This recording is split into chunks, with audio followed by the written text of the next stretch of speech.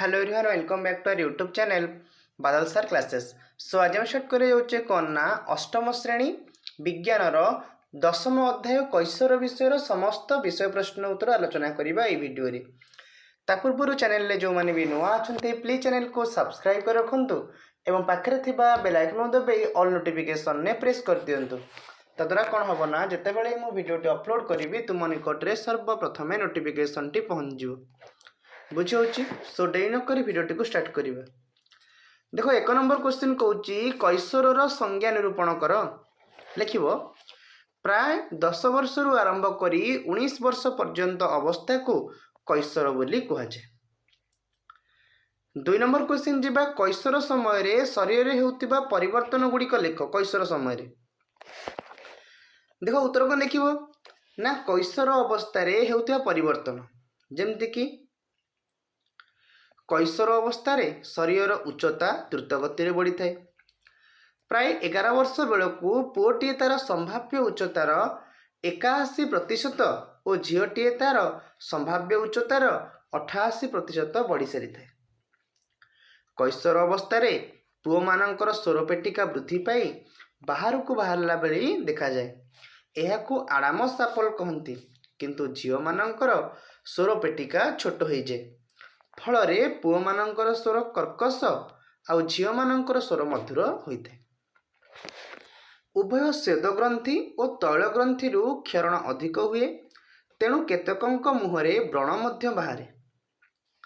मानसिक बौद्धिक और आवेगिक परिपक्वता प्रत्येक पुओ झील लाभ करिथांती तेणु चिंता करिबा शक्ति मध्य बढ़े। मस्तिष्कर सामर्थ्य वृद्धि प्राप्त हुए, जनन अंगर विकास घटे एवं युग्मक उत्पादन और परिपक्वन आदि गुण आरंभ होता है। क्लियर। एबे आसी जिबा 3 नंबर क्वेश्चन ठीक उत्तर टी बाछि लेख। जेमति करे कहिला किशोर किशोरी माने निज खाद्य प्रति जत्न नेबा उचित। कारण कोन? उचित खाद्य मस्तिष्कर विकास घटाए, शरीर रे घटुवा द्रुत वृद्धि पाई उपयुक्त खाद्य आवश्यक। किशोर किशोरी मानक सबुबले भोक हुए, किशोर किशोरी मानक स्वाद मुकुल बेस विकसित। ठीक उत्तर कौन हम ना शरीर में घटुवा द्रुत वृद्धि पाई उपयुक्त खाद्य आवश्यक। Option number double I is correct answer. ख नंबर क्वेश्चन जीवा किशोर किशोरी मानक पाई उपयुक्त खाद्य कौन? चिप्स नूडल केक, रुटी डाली पनीपरिबा, भात नूडल बर्गर ना वेजिटेबल कटलेट टिप्स लेंबू रस। उत्तर जो कौन रुटी डाली और पनीपरिबा सरला। एबे आसबे 4 नंबर क्वेश्चन टिप्पणी लेख। करे कहूची गल घंटिका ना किशोर मानकर स्वरपेटिका सामान्य फुली आगु को देखा जाए। यही अंश को गल घंटिका बोली कहती। फल पुओ मानकर स्वरटी कर्कश हो जाए।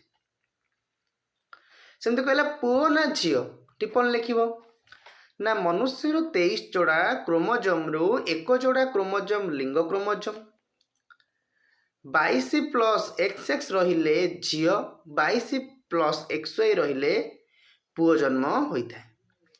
पुओ झील पाई मार भूमिका न थाए बरम एथिपाई पुरुष संपूर्ण रूपे दायी रही है। क्लियर। एवं जो 5 नंबर क्वेश्चन पुओ और झील बयस वृद्धि सह उच्चतार वृद्धि घटे। निम्न टेबुल संपर्कित तथ्य दिखाई। उभय पुओ और झील उच्चता दर्शाई गोटे ग्राफ पेपर रे ग्राफ टी अंकन कर।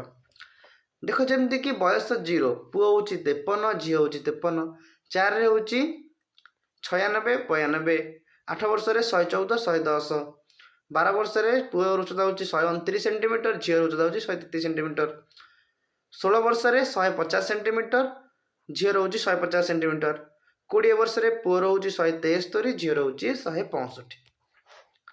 तेणु ये तुम मैंने कौन पुओ मैंने सामान्य अधिक उच्चता हमें बुझीपार। ग्राफ्टी ये तुम्हें कर एपटे 4, 8, 12, 20 नहीं जीव ऊपर 50 रु 70 उच्चता। ऊपरटा हूँ एपटा हूँ उच्चता,